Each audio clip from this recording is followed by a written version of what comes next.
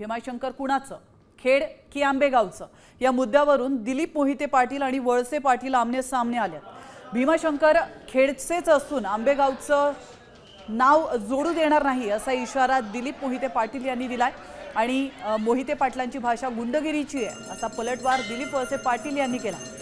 विकास आराखडा बैठकीत आंबेगावचं नाव भीमाशंकर सोबत जोडल्यामुळे नवा वाद निर्माण झालेला आहे आणि त्यानंतर हे दोघंही नेते आमने सामने आले।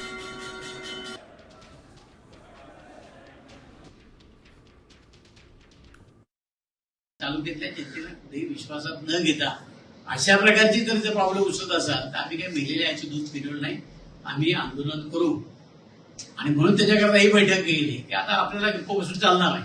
आपण खूप सह्यावानी घेतलं त्या कालखंडामध्ये पवार साहेबांचं मी ऐकलं, दादांचं ऐकलं, दादाची समन्वयाची भूमिका असते, दादा या असल्या कुठल्या गोष्टी त्यांना करून देत नव्हते आणि ते नेहमी म्हणायच्या त्या दिलीपरावचा विरोध राहील उगीच काहीतरी उद्योग वाढवू नका आणि परत वादाची थिरगी टाकण्याचं काम जर ते करत असतील तर आता आम्ही संघर्षाला उभे आहोत।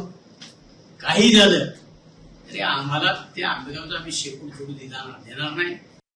देशातून लोक येतात तर अशा परिस्थितीमध्ये असले नाहक वाद करणं हे उचित नाही, परंतु काही लोकांना सवय लागलेली आहे स्वतःचं अपयश झाकण्यासाठी काहीतरी आरोप करत राहायचं आणि रस्त्यावर उतरून आईचं दूध पेलेलं नाही, नामकं नाही तर मेलेल्या आईचं दूध पिलं नाही असं नाही। ही काही भाषा राजकारणाची भाषा नाही, ही गुंडगिरीची भाषा आहे।